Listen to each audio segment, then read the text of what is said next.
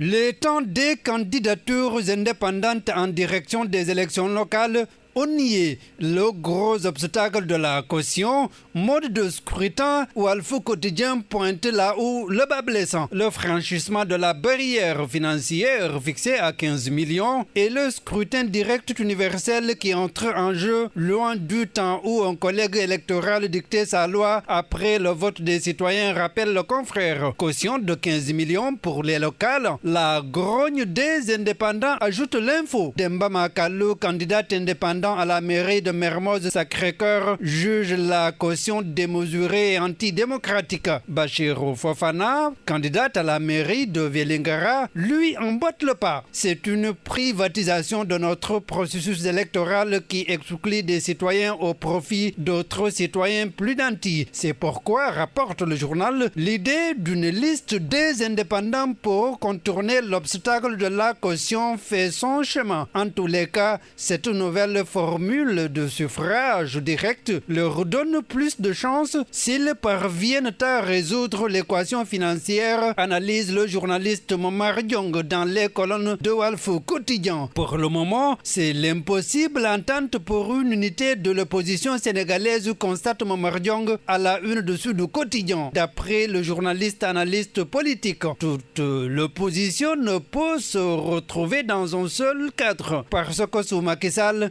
elle est constamment infiltrée, relève le confrère. Donc, l'opposition, minée par la zizanie, Benno Bokk Yakaar lisse son unité à la une de Vox Populi. Le journal nous apprend que Macky Sall a rassemblé hier l'état-major politique de la coalition présidentielle pour préparer les échéances de 2022. Nous devons nous faire confiance, renforcer la solidarité qui est gage des grandes victoires, rapporte le journal. Entre présence médiatique et ancrage territorial, là se s'arrête sur la représentativité des hommes politiques. La sortie musculée du président du mouvement Agir, Thierno Bocoum, pour dénoncer le diktat de ce qu'il appelle la bande à quatre dans le cadre de la coalition de l'opposition en gestation. C'est ce qui a fait aussi de manière beaucoup plus imagée le leader du mouvement, les FDS, les Guelwaars, Dr Babacar Diop. Cela pour dire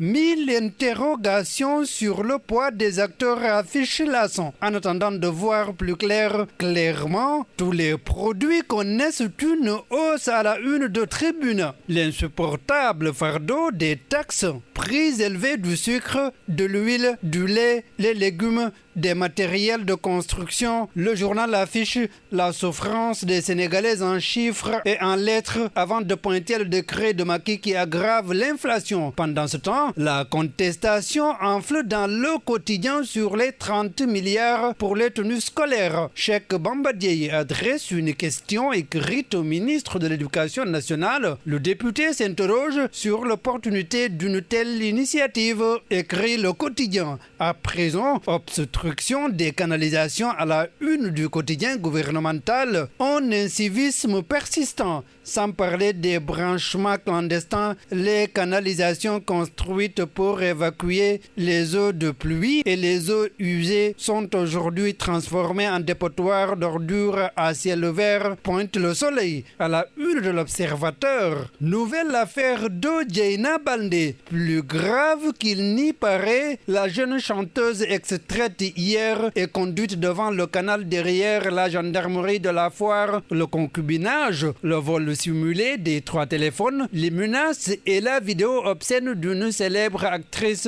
révèle le journal. Libération parle d'une opération de destruction. Odjeina Baldé a mis en œuvre un plan pour faire payer à son petit ami son infidélité présumée, rapporte le journal. En attendant, le mandat informe qu'un Sénégalais a été sauvagement tué à Marseille, son nom Mamadou Ndiaye. Sport pour terminer à la une de Stade, Afro-basket masculin. Première journée, les Lions tapent fort sur l'Ouganda. Gorgui Sidiang fait revivre au peuple le sacre de 1997. Trophée meilleur gardien UEFA. Qui d'autre qu'Edouard Mendy s'interroge nos confrères. Bonne lecture.